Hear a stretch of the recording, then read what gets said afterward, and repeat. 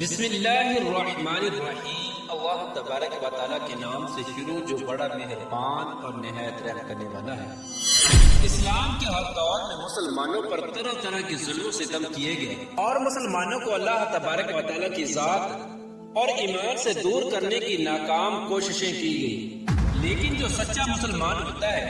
وہ اپنا سب کچھ تو لوٹا دیتا ہے، لیکن وہ اپنے سچے رب کو کبھی نہیں چھوڑتا۔ اس مسلمان کا سب کچھ اس کا حقیقی مالک اللہ عز و جل ہوتا ہے۔ یہی وجہ ہے کہ اللہ تبارک و تعالیٰ اپنے بندے سے 70 ماؤں سے بھی زیادہ پیار کرتا ہے۔ ایسا ہی ایک ایمان افروز واقعہ آج کی اس ویڈیو میں ہم آپ کو بتائیں گے کہ کس طرح ایک خاتون نے اپنا سب کچھ اپنے سچے رب پر قربان کر دیا۔ پیارے دوستو، یہ ایمان افروز واقعہ فرعون کی بیوی کا ہے۔ آج کی اس ویڈیو میں ہم آپ کو بتائیں گے کہ دنیا کے سب سے بڑے جابر اور ظالم جو کہ خدائی کا دعوے دار تھا، اس کے باوجود بھی اس کی بیوی کس طرح اللہ تبارک و تعالیٰ کی وحدانیت پر ایمان لے کے آئی، ان کا ایمان لانے کا سبب کیا بنا، اور جب فرعون کو اپنی بیوی کی ایمان لانے کی خبر ملی تو اس بدبخت نے اس نیک خاتون پر کون کون سے ظلم و ستم کے پہاڑ ڈائے، اور فرعون کی بیوی کون تھی اور کس کی اولاد میں سے تھی۔ پیارے دوستو، اس قابل رشک قربانی کے بعد اللہ تبارک و تعالیٰ نے اس نیک خاتون کو کس قدر مقام اور مرتبہ عطا فرمایا تھا۔ پیارے دوستو، فرعون کی بیوی جن کا نام حضرت آسیہ رضی اللہ تعالی عنہ تھا، یہ بادشاہ مصر ریان بن ولید کی اولاد میں سے تھی، اور یہ ریان بن ولید وہی بادشاہ تھا جو حضرت یوسف علیہ السلام کے دور میں بادشاہ مصر تھا، اور یہ خوش نصیب بادشاہ حضرت یوسف علیہ السلام پر ایمان لے آیا تھا۔ فرعون کی بیوی حضرت آسیہ رضی اللہ تعالی عنہ انتہائی حسین و جمیل خاتون تھی، کیونکہ یہ خاتون بادشاہ کی اولاد میں سے تھی، اسی وجہ سے اس کے پاس مال و دولت کی کوئی کمی نہیں تھی، اسی وجہ سے ہر وقت خدام ان کے آگے پیچھے رہا کرتے تھے۔ یہ پاک دامن خاتون فرعون کو ناپسند کرتے تھے، لیکن فرعون چونکہ اس وقت مصر کا بادشاہ تھا، اسی وجہ سے فرعون نے اس خوبصورت عورت کی خوبصورتی کو دیکھ کر زبردستی اس سے نکاح کر لیا تھا، جبکہ حضرت آسیہ رضی اللہ تعالی عنہ اور ان کے والدین اس نکاح سے خوش نہیں تھے، لیکن انہوں نے حالات کی مجبوری کی وجہ سے حضرت آسیہ رضی اللہ تعالی عنہ کا نکاح فرعون سے کر دیا تھا۔ پیارے دوستو، فرعون کو حکومت و سلطنت اور مال و دولت کی کثرت اور طاقت کے نشے نے حد سے زیادہ مغرور اور بے لگام بنا دیا تھا۔ اس طرح اس بدبخت کافر نے ہزاروں بنی اسرائیل کے لوگوں کو اپنا غلام بنا کے رکھا ہوا تھا اور ان پر طرح طرح کے ظلم کرتا تھا۔ چونکہ اس بدبخت نے خدائی کا دعویٰ کر رکھا تھا، اسی لیے وہ تمام انسانوں کو اپنا غلام تصور کرتا تھا اور ان معصوم لوگوں کے ساتھ جانوروں جیسا سلوک کرتا تھا۔ چنانچہ وقت یوں ہی تیز رفتاری کے ساتھ چلتا رہا، سال مہینوں میں اور مہینے ہفتوں میں اور ہفتے دنوں میں تبدیل ہو کر گزرتے چلے گئے، اور پھر وہ وقت بھی آ گیا کہ اللہ تبارک و تعالیٰ کے پیارے نبی حضرت موسیٰ علیہ السلام اور حضرت ہارون علیہ السلام اس دنیا کے اندر تشریف لائے، اور مصر کی سرزمین لا الہ الا اللہ کی صداؤں سے گونج اٹھی۔ اللہ تبارک و تعالیٰ نے حضرت موسیٰ علیہ السلام اور حضرت ہارون علیہ السلام کو فرعون کی طرف اور ان کی قوم کی طرف دعوت حق دینے کے لیے اور ہدایت کی طرف بلانے کے لیے مبعوث فرمایا تھا۔ اللہ تبارک و تعالیٰ کے ان پیغمبروں نے بنی اسرائیل کے لوگوں کو اللہ تبارک و تعالیٰ کی وحدانیت کی طرف بلایا اور لوگوں کو باطل معبودوں کی پوجا کرنے سے منع کیا۔ حضرت موسیٰ علیہ السلام نے فرعون کو طرح طرح کے معجزات دکھائے،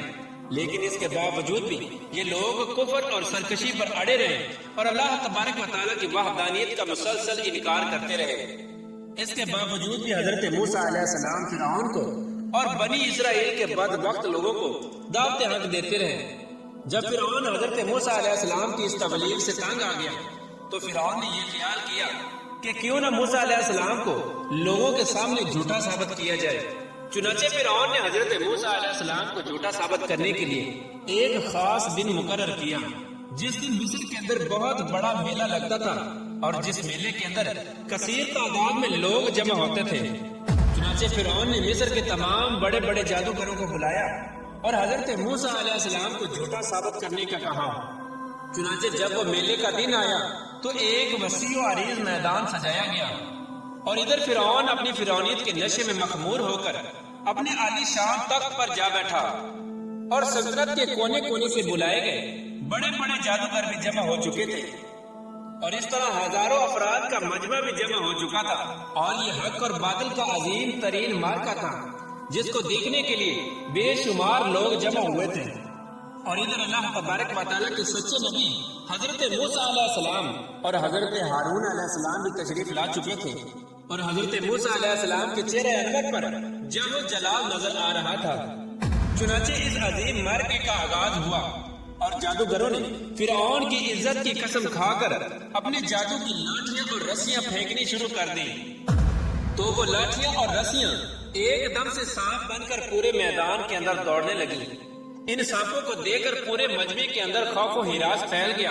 اور تمام لوگ بدحواس ہو کر ادھر ادھر بھاگنے لگے۔ ادھر فرعون اور اس کے جادوگر اپنے نشے میں بدمست ہو کر تالیاں بجانے لگے اور اس منظر کو دیکھ کر خوش ہونے لگے، اور ادھر اللہ تبارک و تعالیٰ نے اپنے پیارے پیغمبر حضرت موسیٰ علیہ السلام کو اپنا عصا مبارک پھینکنے کا حکم دیا، تو اس وقت حضرت موسیٰ علیہ السلام نے اللہ تبارک و تعالیٰ کے حکم کی تکمیل کرتے ہوئے اپنے عصا مبارک کو ان سانپوں کے ہجوم میں ڈال دیا۔ چنانچہ دیکھتے ہی دیکھتے حضرت موسیٰ علیہ السلام کا وہ عصا ایک خوفناک اور ہیبت ناک اژدہا بن کر نمودار ہوا، جس نے جادوگروں کے تمام چھوٹے چھوٹے سانپوں کو نگل لیا۔ حق اور باطل کا یہ عظیم الشان معجزہ دیکھ کر جادوگروں کے دلوں میں ایمان کا نور چمک اٹھا، اور تمام جادوگر اللہ تبارک و تعالیٰ کی بارگاہ میں سجدے میں گر گئے، اور تمام جادوگروں نے اللہ تبارک و تعالیٰ کی وحدانیت کی تصدیق کی اور اللہ تبارک و تعالیٰ کی سچی ذات پر ایمان لے آئے۔ چنانچہ جب حضرت موسیٰ علیہ السلام کے اس عظیم الشان معجزے اور جادوگروں کے ایمان لانے کی خبر حضرت آسیہ رضی اللہ تعالیٰ عنہ کو پہنچی، تو اس وقت حضرت آسیہ رضی اللہ تعالیٰ عنہ کے دل میں بھی فوراً حق کا نور چمک اٹھا، اور اس طرح حضرت آسیہ رضی اللہ تعالیٰ عنہ اللہ تبارک و تعالیٰ کی وحدانیت پر ایمان لے آئے۔ لیکن ان کا ایمان لانا اتنا آسان نہ تھا، کیونکہ وہ ایک جابر اور ظالم اور خدائی کے دعوے دار بدبخت حکمران کی بیوی تھی، اور حضرت آسیہ رضی اللہ تعالیٰ عنہ کے دل میں یہ بھی ڈر تھا کہ اگر فرعون کو میرے ایمان کا پتہ چل گیا تو وہ ظالم بادشاہ مجھ پر ظلم و ستم کے پہاڑ ڈائے گا اور اپنے ظلم کی تمام حدیں پار کر دے گا۔ لیکن اس کے باوجود بھی حضرت آسیہ رضی اللہ تعالیٰ عنہ نے اپنا سب کچھ اللہ تبارک و تعالیٰ کی ذات پر چھوڑ دیا اور اللہ تبارک و تعالیٰ کی وحدانیت پر ایمان لے آئے۔ ابتدا میں حضرت آسیہ رضی اللہ تعالیٰ عنہ نے اپنے ایمان کو کسی پر ظاہر نہ کیا، کچھ عرصہ یوں ہی گزرتا رہا، اور پھر ایک دن ایسا عجیب و غریب واقعہ پیش آیا جس واقعے کے بعد حضرت آسیہ رضی اللہ تعالیٰ عنہ کے دل میں فرعون کے لیے مزید غضب کی آگ بھڑک اٹھی، اور حضرت آسیہ رضی اللہ تعالیٰ عنہ فرعون سے مزید نفرت کرنے لگے، اور فرعون کے مسلمانوں پر کیے جانے والے ظلم و ستم حضرت آسیہ رضی اللہ تعالیٰ عنہ کے لیے ناقابل برداشت ہیں۔ چنانچہ وہ عبرت ناک واقعہ کچھ یوں پیش آیا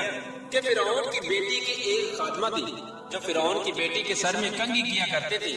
ایک دن اس خادمہ کے ہاتھ سے کنگھی گر گئی تو اس خادمہ نے بسم اللہ پڑھ کر اس کنگھی کو اٹھا لیا۔ اس وقت فرعون کی بیٹی نے ان کلمات کو سن لیا اور فرعون سے جا کر اس خادمہ کی شکایت کر دی کہ وہ خادمہ آپ کے علاوہ کسی اور کو خدا مانتی ہے اور آپ کے علاوہ کسی اور کی عبادت کرتی ہے۔ یہ بات سن کر فرعون لال پیلا ہو گیا اور اس نے غضبناک ہو کر اس خادمہ کو اپنے دربار میں بلایا اور اس خادمہ کے ایمان لانے کی حقیقت دریافت کی کہ آخرکار وہ کس کو خدا مانتی ہے، اور فرعون اس سے کہنے لگا کیا تو میرے علاوہ کسی اور کو خدا مانتی ہے؟ تو اس وقت اس خادمہ نے فوراً جواب دیا کہ ہاں، میرا اور تیرا رب اللہ عز و جل ہے، وہی وحدہ لا شریک ہے اور اس کے علاوہ اس کا کوئی شریک نہیں۔ چنانچہ خادمہ کی یہ بات سن کر فرعون اس پر مزید غضبناک ہو گیا۔ چنانچہ فرعون نے اس خادمہ کو اور ان کے معصوم بچوں کو کھولتے ہوئے تیل میں ڈال دیا اور ان کو شہید کر دیا۔ یہ خوفناک اور دل خراش منظر اس وقت فرعون کی بیوی بھی دیکھ رہی تھی۔ اسی دوران اللہ تبارک و تعالیٰ کی قدرت کی جلوہ گری ہوئی اور اللہ تبارک و تعالیٰ نے حضرت آسیہ رضی اللہ تعالیٰ عنہ کی آنکھوں سے غیب کے پردے اٹھا دیے تھے اور فرعون کی بیوی کی بصیرت کو روشن فرما دیا تھا، اور فرعون کی بیوی نے یہ منظر بھی دیکھا کہ فرشتے اس خادمہ کی روح کو لے کر آسمان کی طرف جا رہے ہیں، اس طرح فرشتوں کو دیکھنے کے بعد فرعون کی بیوی کا ایمان مزید مضبوط ہو گیا اور وہ مزید اللہ تبارک و تعالیٰ کی وحدانیت کا یقین کرنے لگی، اور حضرت موسیٰ علیہ السلام کی صداقت اور حقانیت بھی واضح ہو گئی۔ اس خوفناک منظر کو دیکھنے کے بعد فرعون کی بیوی سوچ میں پڑ گئی اور سوچنے لگی کہ میں مسلمان ہونے کے باوجود بھی مسلمانوں پر ہونے والے ان تمام تر ظلم و ستم کو کس طرح برداشت کر سکتی ہوں۔ ابھی فرعون کی بیوی انہی خیالات کے اندر گم تھی کہ فرعون اپنی بیوی کے پاس آیا اور اس مظلوم عورت پر کیے جانے والے اپنے ظلم و ستم کی داستان کو اپنی بیوی کے ساتھ بیان کرنے لگا۔ اس وقت فرعون کی بیوی نے اپنے دل ہی دل میں فرعون کے خلاف بغاوت کا علم بلند کرنے کا ارادہ کر لیا تھا۔ جب فرعون نے اپنی بیوی کو اس مظلوم عورت کو شہید کرنے کی خبر دی تو فرعون کی بیوی نے فرعون سے کہا کہ اللہ تیری خرابی ہو، کس شے نے تجھے اللہ تبارک و تعالیٰ کے مقابلے میں اتنا بے باک کر دیا ہے؟ یہ بات سن کر فرعون ایک بار پھر بھڑک اٹھا اور اپنی بیوی سے کہنے لگا کہ تجھے بھی اسی جنون نے آ لیا ہے جس جنون کے اندر وہ خادمہ مبتلا تھی۔ چنانچہ اس کے جواب میں فرعون کی بیوی نے فرعون سے کہا کہ مجھے کوئی جنون نہیں آیا، میں تو اس خدا وحدہ لا شریک پر ایمان لا چکی ہوں جو میرا اور تیرا اور تمام جہانوں کا سچا رب ہے۔ اس طرح اس بہادر خاتون نے کھلا مکھلا فرعون کے سامنے اپنے ایمان کا اظہار کیا۔ فرعون اپنی بیوی کی یہ بات سن کر حیران و پریشان رہ گیا اور فرعون شروع میں بغیر کسی ظلم و ستم کے اپنی بیوی کو سمجھانے کی کوشش کرنے لگا، اور فرعون نے اپنی بیوی کو ایمان سے دور کرنے کے لیے ان کے والدین کو بھی بلایا اور ان کو دھمکی دینے لگا کہ اگر تمہاری بیٹی نے حضرت موسیٰ علیہ السلام کے خدا کا انکار نہ کیا تو ضرور یہ موت کا مزہ چکھے گی۔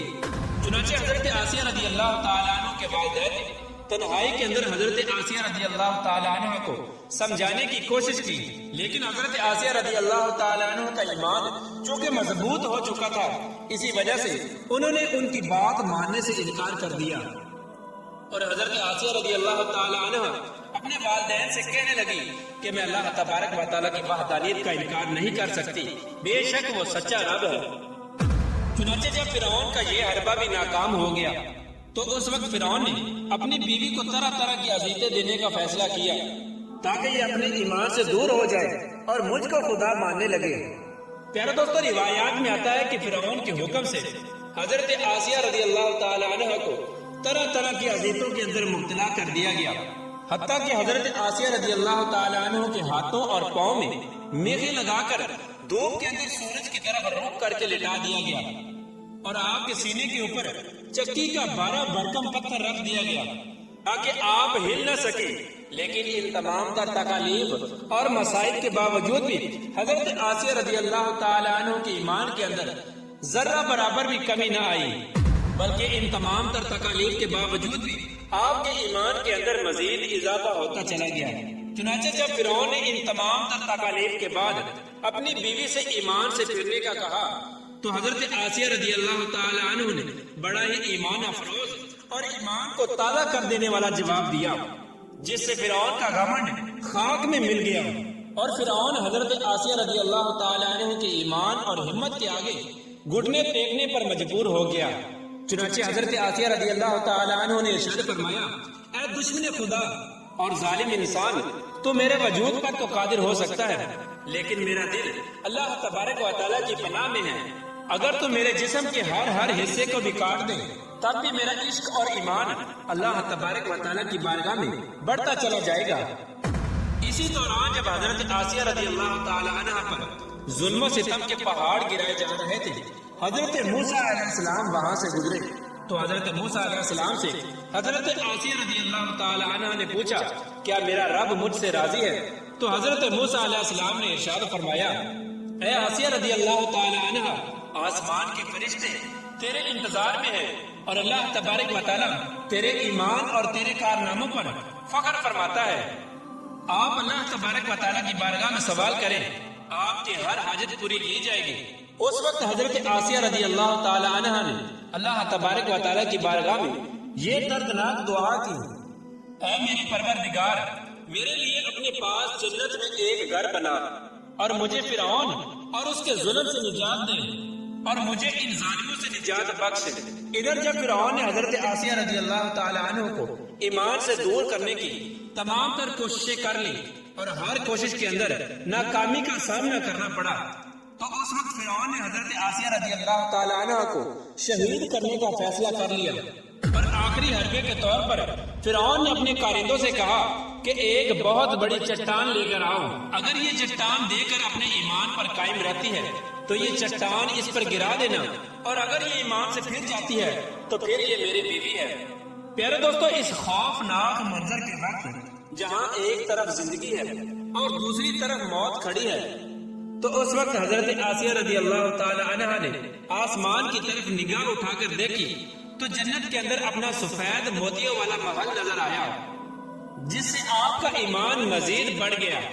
اور اسی حالت میں آپ کی روح پرواز کر جاتی ہے، اور اس کے بعد آپ رضی اللہ تعالی عنہ کے جسم مبارک پر وہ چٹان گرا دی جاتی ہے،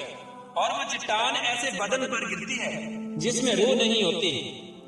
اس دردناک واقعے کے دوران جب فرعون اپنی بیوی پر طرح طرح کے ظلم کر رہا تھا، اس وقت اللہ تبارک و تعالی نے اپنے فرشتوں کو حضرت آسیہ رضی اللہ تعالی عنہ پر مقرر کر دیا تھا، اور وہ فرشتے حضرت آسیہ رضی اللہ تعالی عنہ پر سایہ کیے ہوئے تھے، اور ان کو جنت کے اندر اپنا مقام دکھا دیا تھا، جس کی وجہ سے حضرت آسیہ رضی اللہ تعالی عنہ کا ایمان مزید مضبوط ہو گیا، اور فرعون کی تمام مصیبتوں کو آپ بھول گئی۔ اس طرح حضرت آسیہ رضی اللہ تعالی عنہ نے دنیا کی تمام تر تکالیف اور مصیبتوں کو برداشت کیا، لیکن اللہ تبارک و تعالیٰ کی وحدانیت کو نہیں چھوڑا،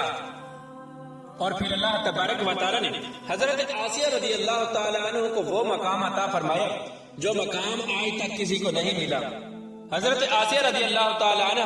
جب جنت میں جائیں گی تو اللہ تبارک و تعالیٰ ان کو یہ نعمت عطا فرمائے گا کہ وہ جنت میں حضور پاک صلی اللہ تعالی علیہ وآلہ وسلم کی زوجہ محترمہ ہوں گی، اور اللہ تبارک و تعالیٰ ان کا شمار حضور صلی اللہ تعالی علیہ وآلہ وسلم کی ازواج مطہرات میں فرمائے گا۔ اللہ تبارک و تعالیٰ سے دعا ہے کہ اللہ تبارک و تعالیٰ ہمیشہ اپنا عشق اور ایمان سلامت رکھے، اور حضور صلی اللہ تعالی علیہ وآلہ وسلم کی محبت کے اندر جینا مرنا نصیب فرمائے۔